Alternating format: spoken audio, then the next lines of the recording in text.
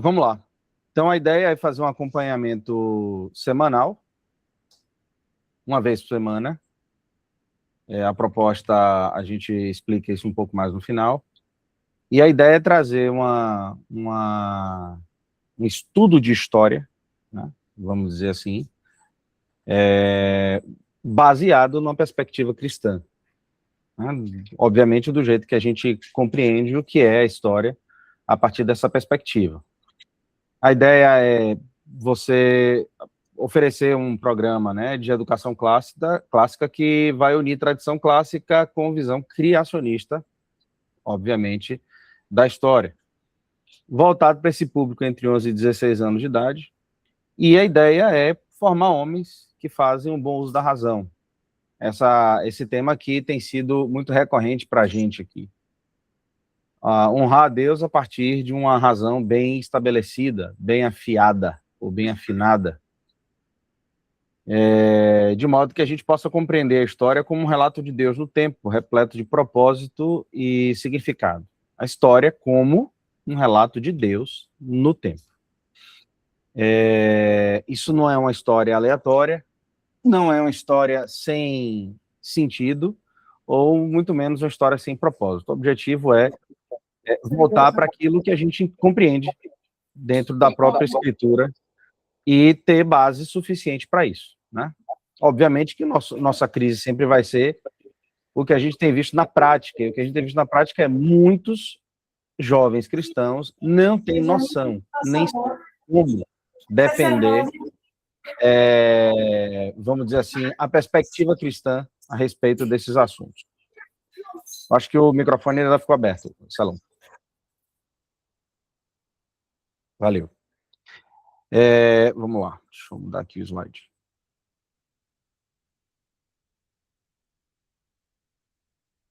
O negócio travou aqui, mas vamos lá.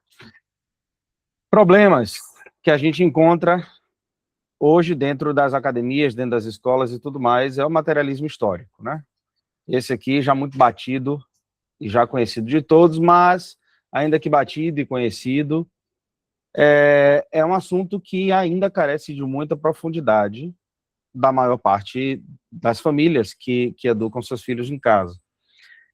Materialismo histórico é uma disciplina, por exemplo, dentro da faculdade de História, que uma disciplina normalmente chamada de Teoria da História, onde a gente vai discutir naquela disciplina qual seria a melhor maneira de fazer uma abordagem histórica em sala de aula.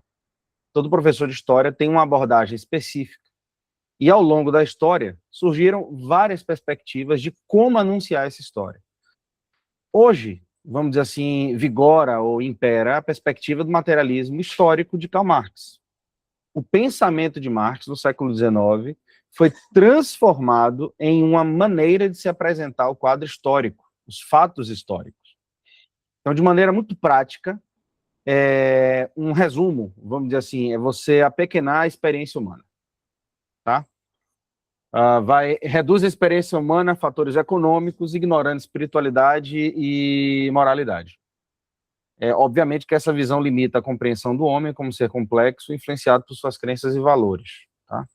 Então, desde o tempo em que nós passamos pela escola, que a gente não estudou história numa perspectiva real ou factual, mas uma simples análise. Se você fizer vamos dizer assim, voltar agora para os seus tempos de escola, a gente vai ter um problema em fazer isso, porque, via de regra, disciplina de história não vai ser memorizada, não vai ser lembrada.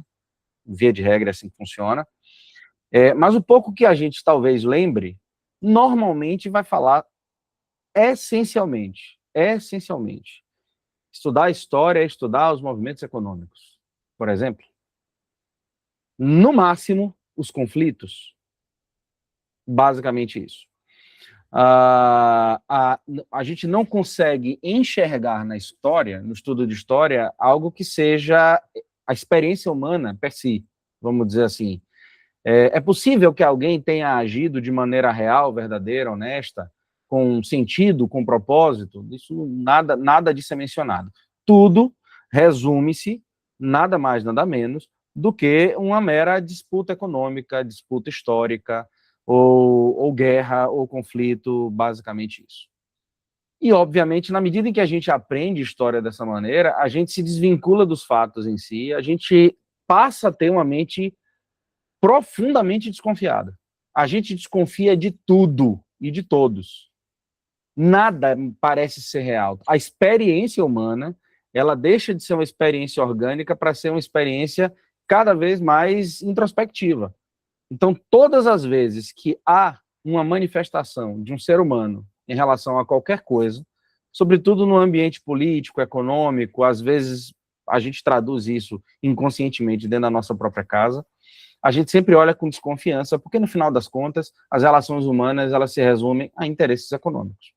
É assim que Marx entende. Materialismo histórico já que nada existe além do mundo físico e material, tudo nada mais é baseado em interesses econômicos daquilo que eu posso ganhar e aquilo que eu posso perder. É basicamente isso. Então eu construo o entendimento histórico a partir dessa perspectiva. Então, quando eu leio as escrituras, por exemplo, eu não tenho como olhar para as escrituras como sendo um fato histórico ali exposto. Eu não consigo olhar mais. Eu passo a ficar viciado a olhar para as escrituras como sendo algo que seja essencialmente mítico, na melhor das hipóteses, para muitos. Porque imaginar que existe realidade naquilo que está sendo explícito ou explicitado ali dentro do fato histórico, normalmente a gente não vai olhar dessa maneira. E a gente vicia a olhar todas as coisas com muita desconfiança. Os valores morais, os valores éticos, a perspectiva do herói, da heroína na história, que se manifestou pela motivação do propósito, da honra, tudo isso se perde, tudo isso é jogado pelo chão, nada disso é, obviamente, valorizado. Salvo a manifestação democrática do povo e os movimentos revolucionários. Esses são, sim, normalmente mencionados com muito gozo, com muita honra, com muita satisfação. E aí a gente, obviamente, a gente chuta para frente os fatos históricos como eles de fato eram, ou como eles de fato foram. Uma outra coisa que normalmente permeia, porque o marxismo nasce desse processo, vamos dizer assim, está sendo muito comum para a gente citar uma palavra do ambiente filosófico, que é sofisma. Então, relativismo é algo que não nasceu na modernidade, é algo que nasceu na antiguidade clássica. Obviamente que tem uma imagem aí representativa, ela tenta representar o que a gente conhece como Protágoras. Protágoras é um dos pais do relativismo. E vale citar algo muito importante. Relativismo é algo muito importante para a gente, porque nas escrituras, o relativismo ele recebe um outro nome. Recebe o nome da escola que criou o relativismo, por assim dizer, que é a escola sofista. Então, Paulo vai falar que sofismas estabelecem fortalezas na nossa mente, e, obviamente, essas fortalezas só podem ser destruídas com as armas do Senhor. A escola sofista, na Antiguidade Clássica, Protágoras, esse personagem que está aí tentando, né, explicitado aqui na tela, ele é o criador daquela frase, o homem é a medida de todas as coisas. Essa frase, ela é muito, mas muito importante para ser observada. Porque, do ponto de vista cristão, a medida de todas as coisas é dada a partir de Deus, na sua criação, que foi feita com ordem e com planejamento e propósito. Na medida em que eu digo que o homem é a medida de todas as coisas, a verdade, enquanto conceito absoluto, ela perdeu seu significado. Uma frase moderna que exemplifica o homem à medida de todas as coisas, nada mais é do que cada um tem a sua verdade. Essa é a frase talvez mais ignorante, mais burra, mais sem sentido que tem se falado com mais frequência nos dias de hoje. Porque se cada um tem sua verdade, ninguém tem uma verdade. É tudo mentira. A gente costuma brincar em sala de aula que se cada um tem sua verdade, então para um fogo queima, para outro fogo não queima. No final das contas, nenhum dos dois se joga em cima do fogo. Mesmo aqueles que disseram que o fogo não queima, né? Eu me lembro de um aluno meu, de 8º ano, na época, que falou, professor, tem agora uma turma, isso foi em 2022, que está agora dizendo que não é mais gente, que agora que é bicho. Tem uns desses mesmo. Ele fez engraçado que essa turma só acha que é cachorro, gato, cavalo, vaca, mas passarinho nenhum deles diz que é. para não se ver obrigado a se jogar de uma janela de um prédio de 20 andares. E é verdade. É verdade. Mas, ao serem questionados, obviamente, eles vão dizer, mas eu tenho a minha verdade e você tem a sua. Essa é uma frase burra, muito burra. Porque a verdade é algo objetivo em que nós temos que chegar, temos que alcançar. E eu, do ponto de vista, inclusive, somente filosófico grego. Sócrates pensava assim, Platão pensava assim, Aristóteles pensava assim, dentre tantos outros. A escola sofista entendia que, na pessoa de Protágoras, por exemplo, ou dentre outros dentro dessa escola sofista, que a verdade ela é adequada à medida de cada um. Então, se para você é interessante acreditar em tal coisa, se para você é benéfico, se isso te traz lucro, porque essa era a linguagem dos sofistas, então tá valendo, não tem problema nenhum. E a moralidade? A moralidade também é relativa de cultura para cultura, de pensamento para pensamento e tudo mais. A Bíblia diz que isso é um espírito. Isso é um espírito. Sofismas, os sofismas, na verdade, nada mais são do que mentiras travestidas de verdade, e que no final é só mentira. Meia verdade, no final das contas, ela não tem significado ou sentido nenhum, ou auxílio, ou ajuda nenhuma para absolutamente nada.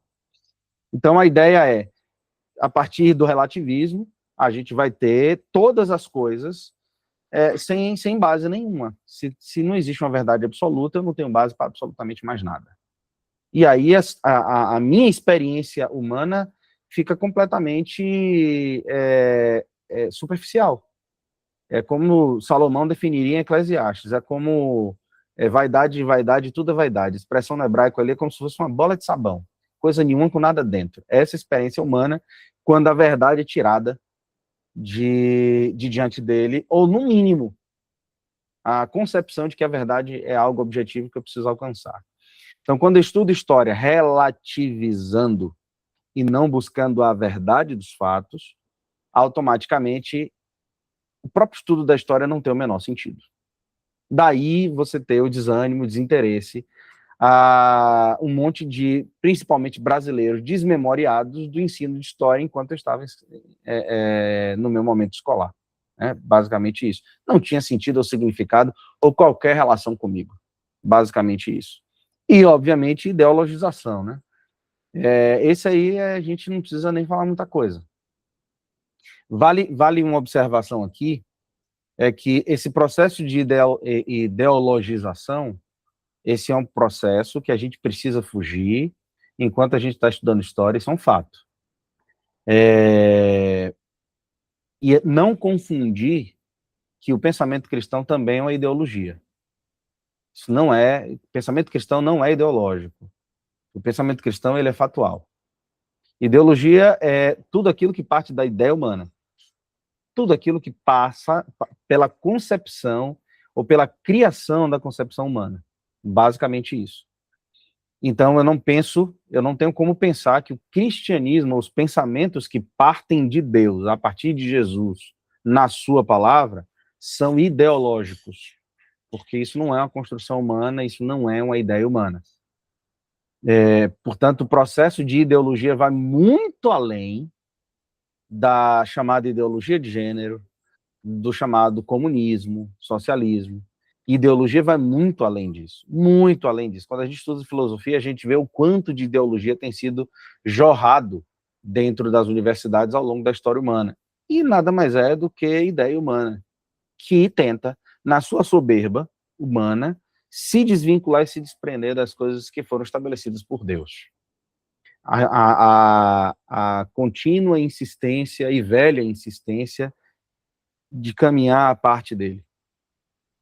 O que aconteceu no Éden nada mais é do que a primeira expressão sofística da história. Nada mais claro do que isso no texto de Gênesis. E, por fim, a omissão de Deus. Isso aqui é importante. A omissão de Deus na narrativa histórica resulta em uma visão distorcida do passado. E aqui é importante pensar nisso.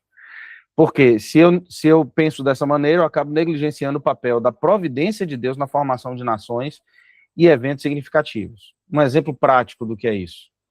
Nós estamos vivendo num tempo muito complexo.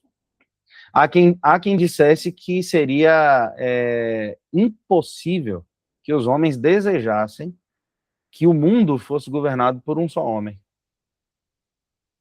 mas a Bíblia dizia que isso ia acontecer. E a gente está caminhando para isso. Desde a pandemia, que muitos governantes têm clamado. Há um movimento muito recente, muito fresco, chamado o neo-iluminismo, ou iluminismo negro, iluminismo oculto, moderno. Isso é muito recente, muito fresco.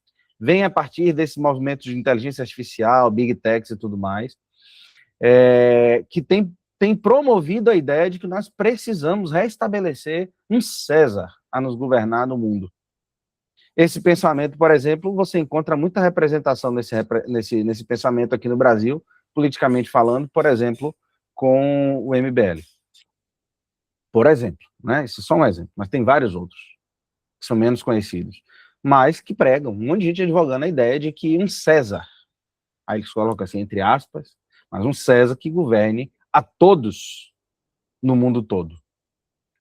Por que eu estou citando isso? Porque quando eu conto a história omitindo o Deus dela, então, logicamente, eu acabo, de alguma maneira,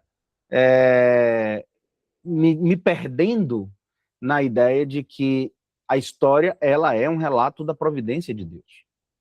Certo educador da Idade Média falou que a história é a caligrafia de Deus.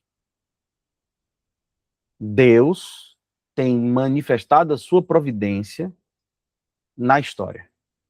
E eu preciso compreender a história numa linha do tempo cronológica, para eu não me perder e perceber que Deus continua atuando desde o início até o final, até que o Senhor venha, novos céus e nova terra, e depois Nova Jerusalém.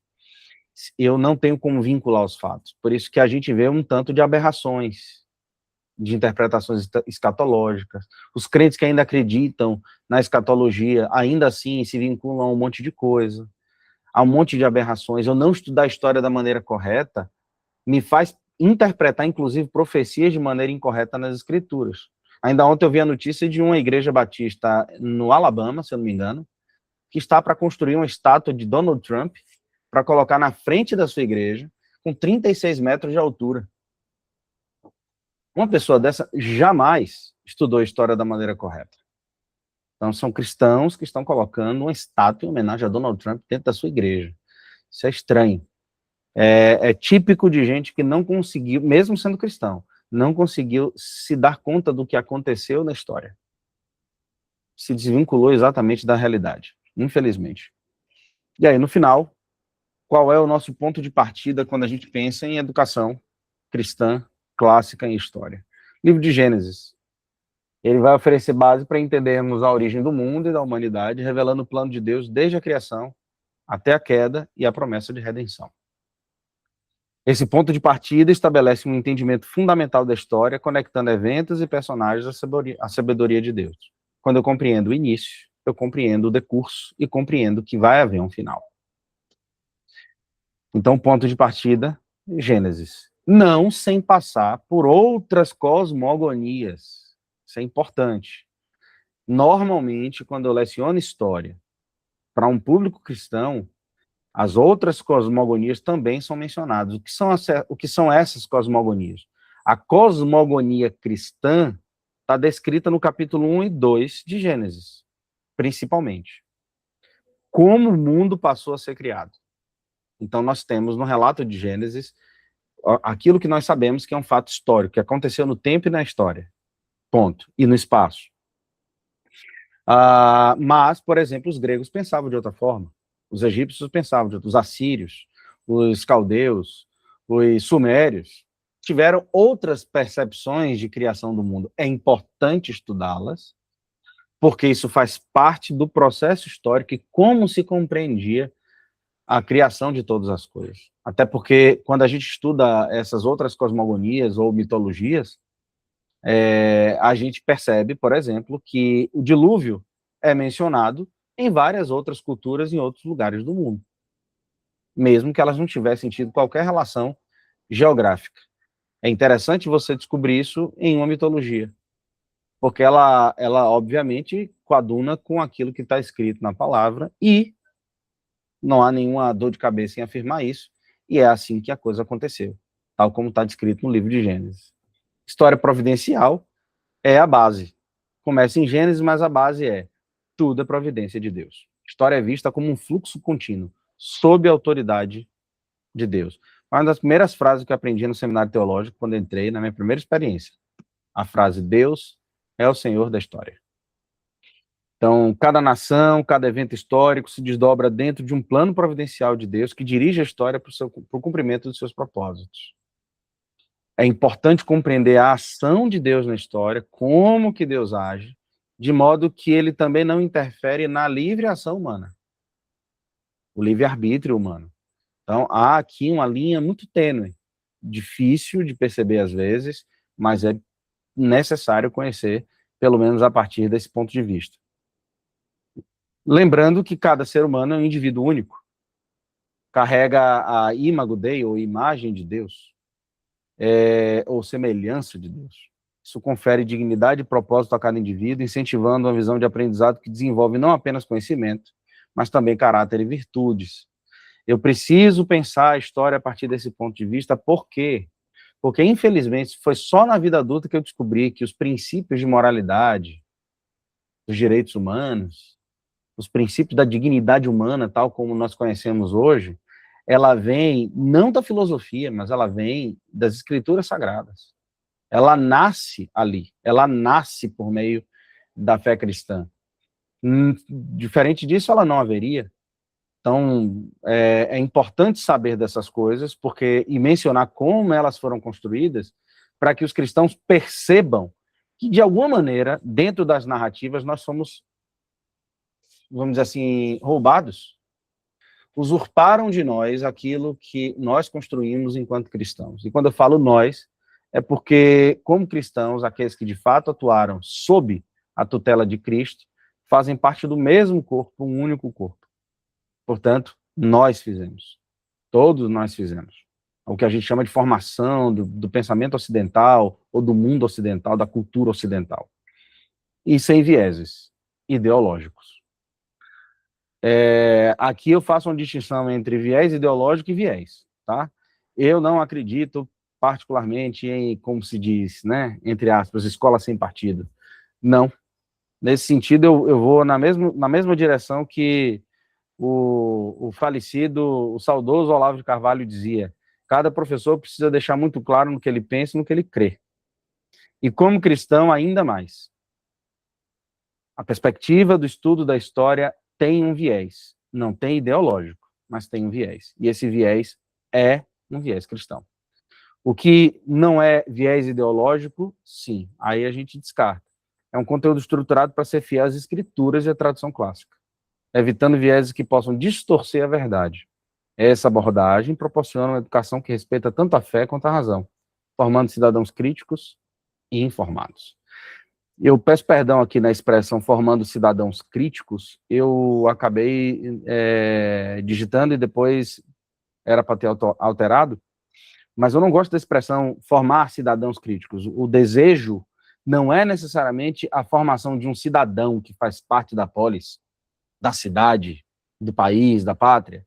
Isso não como prioridade. Isso pode ser como uma consequência, mas a prioridade é a formação do indivíduo humano que pensa e, porque tem sua razão e foi formada a imagem de Deus e, portanto, distinto dos animais, então nós pensamos e honramos a Deus a partir de uma inteligência afiada.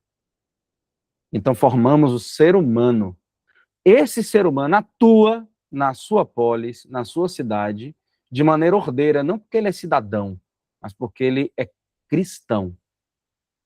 Então, todo cristão precisa ser formado para entender que ele pertence a um reino celestial. E ele não faz parte desse mundo, ele está emprestado aqui. Porque a nossa casa é nos céus, como diz as Escrituras. Então, se a gente puder usar a expressão cidadão, seria celestial e não necessariamente físico. E aí, como eu tinha colocado no grupo, a ideia é fazer uma adaptação de como se pensava a educação clássica partindo do trivium. E as 3 etapas do trivium, né? A gramática, a lógica e a retórica. O que é a gramática? Gramática no trivium não é necessariamente o que nós temos feito na modernidade. Isso é uma adaptação. É tomar emprestado e sempre que pode, toma emprestado e devolve. A gramática tem muito mais a ver com uma fase da experiência humana do que necessariamente de uma aplicação pedagógica em cima disso. Explico. Na fase, em uma determinada fase, o Cici aplica isso de maneira bem interessante. Você tem uma fase gramatical, que é a fase que a gente não precisa provocar qualquer tipo de discussão. É a fase onde, de maneira ilustrativa, é como se as crianças, elas de fato fossem um pote onde a gente vai colocando muitas informações ali dentro. Precisa discutir essas informações? Não. Ela só precisa ter as informações. Ela não precisa entender a relação entre essas informações. Isso respeita o desenvolvimento humano como nenhum modelo pedagógico jamais conseguiu. Então, depois da fase da gramática, numa determinada idade, e eu falo determinada idade porque não tem como a gente determinar qual é a idade para isso, cada tutor, cada pai, cada mãe observa o desenvolvimento do seu filho, inclusive na antiguidade era assim que funcionava. Então, a partir do momento em que você tem muitas informações, a gente acessa, por meio do próprio desenvolvimento da cognição, a fase lógica da experiência humana. A fase lógica da experiência humana é, mas tá, por que esse fato histórico aconteceu? Quando a criança naturalmente deseja, por curiosidade, entender, então ela está munida de muita informação.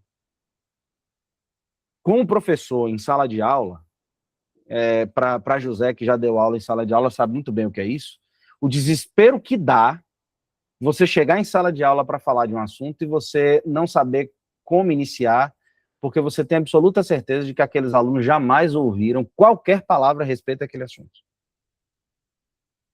Então, ao mesmo tempo, em uma aula de 50 minutos ou de 100 minutos, quando germina uma aula, você tem que fazer gramática, lógica, e aí você passa um trabalho para ver se sai alguma retórica desse processo em alguma outra ocasião.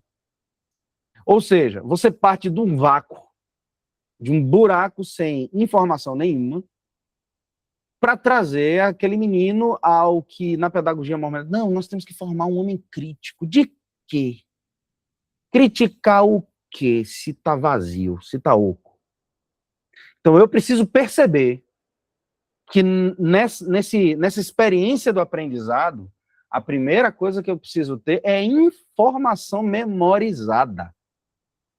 Memorizada, memorização. Isso é o que a gente chama de fase gramatical no Trivium. Então, é o momento que eu vou adquirindo informações, mesmo que elas sejam bem esparçadas, não relacionadas, eu vou adquirindo essas informações, vou adquirindo vocabulário, e na medida que eu tenho vocabulário, eu tenho repertório para discutir e para perguntar. Então, essa fase gramatical é a fase, por exemplo, que a gente vai aplicar em sala de aula virtualmente.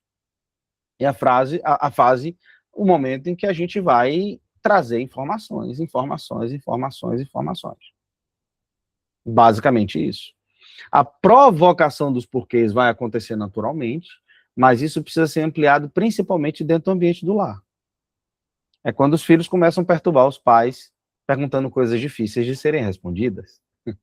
Essa parte é a parte melhor que tem. É quando o menino vem com aquela pergunta chamada pergunta cabeluda, que a gente não tem ideia de qual seja a resposta. E quando isso acontece, louve a Deus, porque seu filho está começando a pensar. Isso é importante. Então eu tenho que pensar, eu tenho que entender que é assim que tem que ser. E se a gente educa os nossos filhos em casa, a gente tem que entender que é parte do processo que os nossos filhos perguntem a nós. Extremamente importante. E aí a gente percebe que uma das grandes maravilhas da educação domiciliar é você perceber que você não sabia e que você está aprendendo, e você está aprendendo junto com sua criança, com seu adolescente, e aí você entra em desespero, você pede arrego, daqui a pouco não, eu preciso de um tempo para poder pensar, para poder pesquisar. Essa é a parte bonita do processo. É boa, difícil, mas boa, muito boa. Então, aplicar a lógica, não, aplicar os princípios da gramática e da lógica nessa educação, ela vai depender tanto da relação online, virtual, que é uma relação, não é uma relação tão simples, porque ela é menos orgânica, ela é mais fria, mas a ideia é enxurrada de fatos, enxurrada de informações, com algumas discussões e debates, mas a maior parte do tempo é aquisição de informações. E aí, em alguns momentos, a gente, obviamente, vai responder perguntas em sala de aulas, porque de 11 a 16 anos, os meninos já estão perguntando à torta e à direita. Mas a parte da gramática é a parte da aquisição dessas informações. A da lógica é o porquê que existe relação entre os fatos históricos. Tá? É muito interessante uma criança perguntar para a gente, depois que lê Gênesis, por exemplo, por que é que a gente sofre? Porque as desgraças acontecem no mundo, porque tem sofrimento no mundo. Qual é a resposta para isso? Tem quantos pais que não sabem responder uma pergunta relativamente simples? Mas não sabem responder porque um dia perguntaram, não tiveram resposta, empurraram com a barriga e chegaram na determinada fase que você já não pergunta mais, mas no seu subconsciente aquilo te inquieta, aquilo te agonia muito. Então é importante pensar nessas duas coisas. A gramática, a aquisição do conhecimento. A lógica, a relação entre esses conhecimentos. A retórica entra onde? A retórica entra especificamente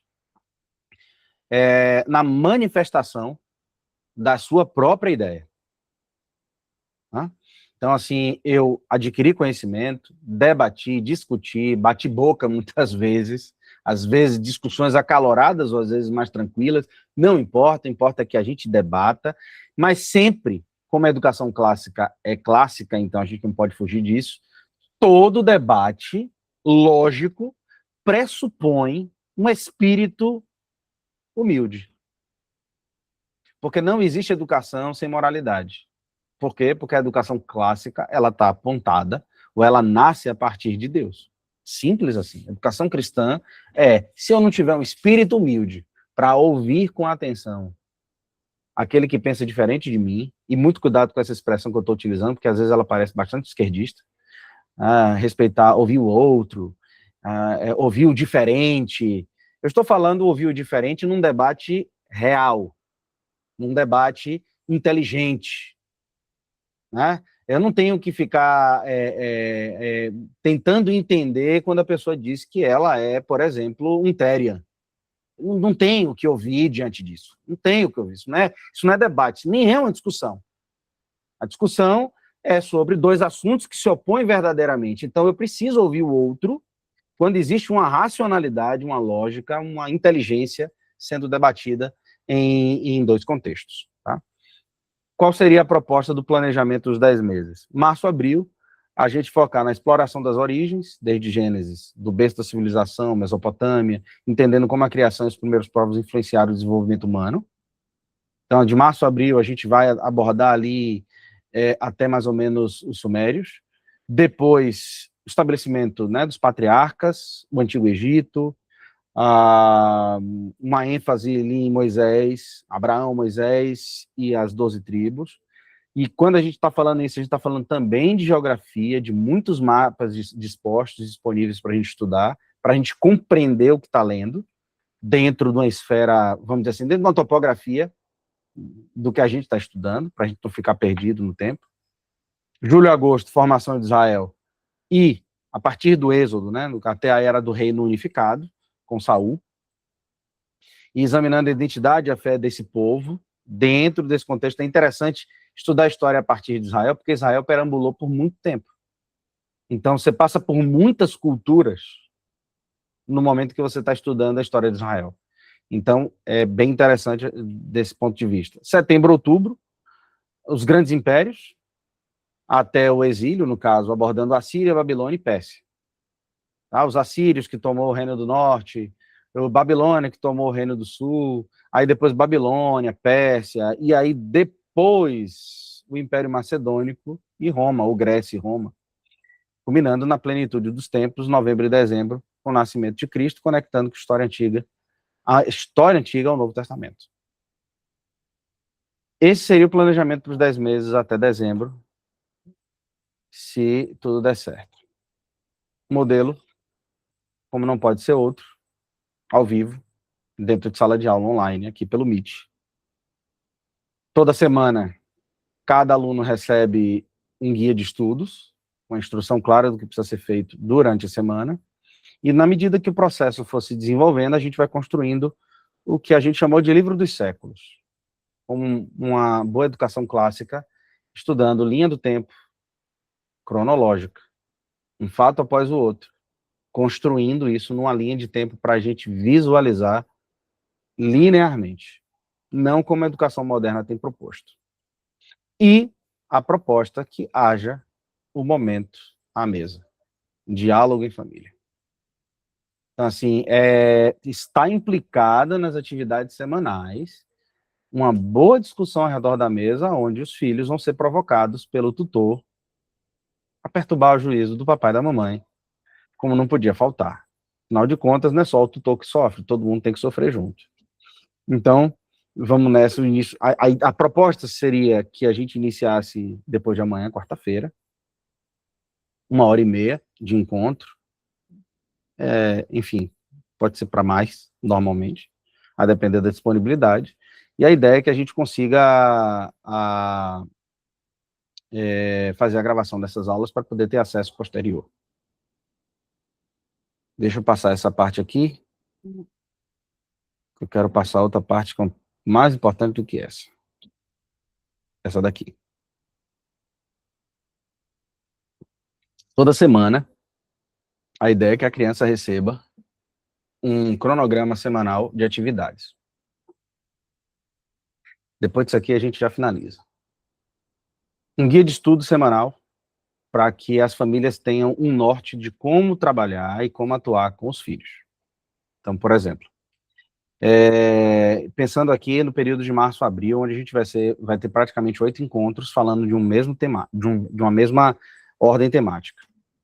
Então, no primeiro bimestre, abordaremos a lente do materialismo para enxergarmos, né? Abandonaremos para enxergarmos a história como ela é. Um plano orquestrado, providencial.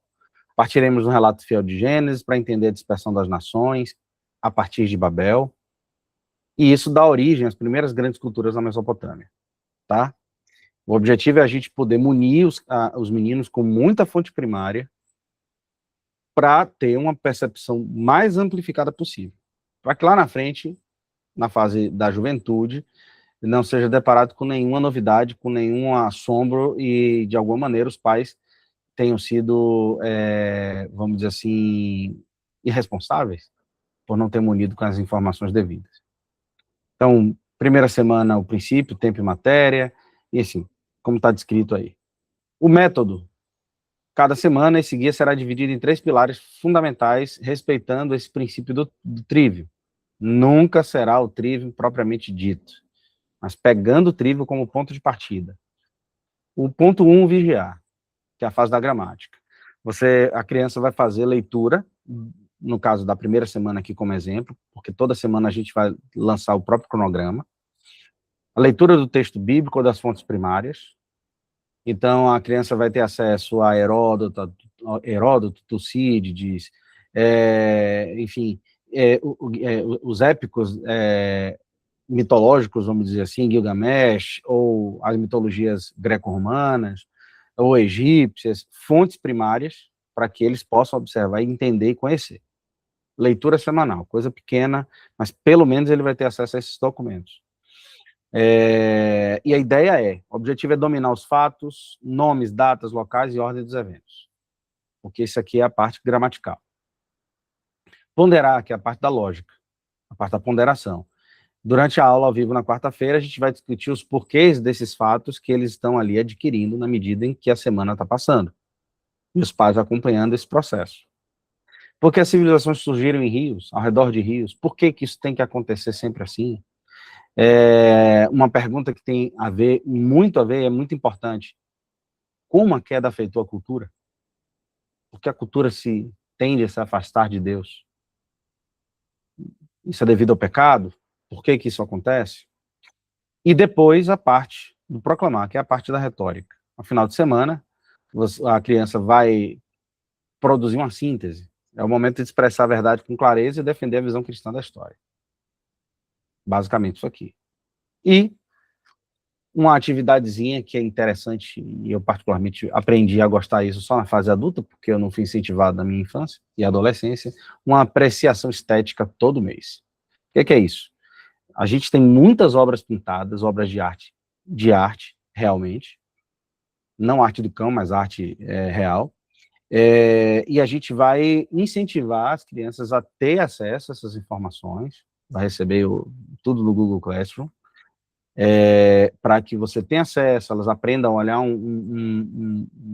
uma arte e perceber os símbolos, os significados e todo o processo ali dentro. Basicamente isso. A gente vai construindo toda semana o que a gente chama do livro dos séculos, para que toda semana a gente tenha mais uma folha sendo construída nessa linha do tempo, e no final do ano a gente tenha uma linha do tempo ótima e grande o suficiente para a gente conseguir visualizar de maneira mais ampla. E eu acho que é basicamente isso, que isso aqui para mim é o cronograma mais importante. Tá? Bem, eu acho que é basicamente isso aqui.